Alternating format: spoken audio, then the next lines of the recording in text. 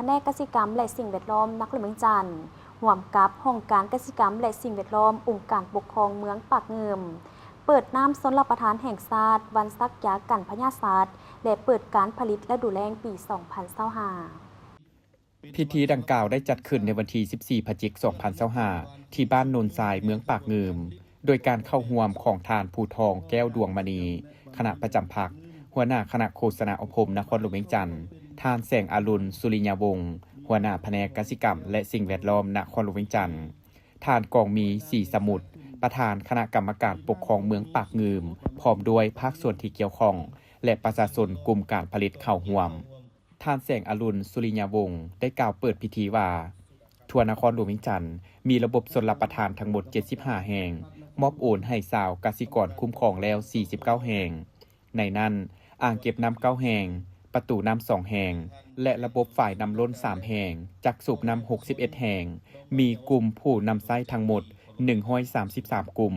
มีระบบคลองเมืองยาวทั้งหมด 500,000 เมตรมีคลองเบตง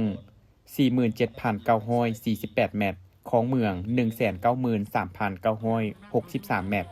คลองซ้าย 200,000 กว่าเมตรและระบบชลประทานทั้งหมดเหล่านี้สามารถสนองน้ำให้แก่การผลิตฤดูฝนเขตชลประทานได้ 53,000 กว่าเฮกตาร์และเนื้อที่สนองน้ำในเขตชลประทานฤดูแล้ง 15,000 เฮกตาร์ศกปี 2025-2026 มีแผนสนองน้ำเนื้อที่การผลิตฤดูแล้ง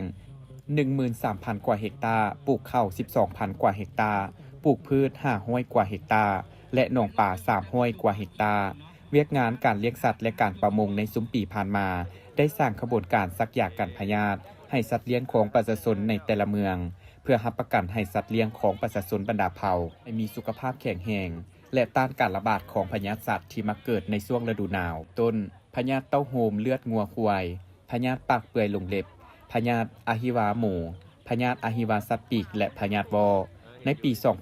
2025 ได้เปิดขบวนการซักยากันพยาธิใน9เมืองตัวเลขคาดคะเนจะซักให้ได้ 80 ส่วนห้อยของฝูงสัตว์คือควาย 14,000 กว่าตัวงัว 1.2 แสนตัวแบะ 31,000 กว่าตัว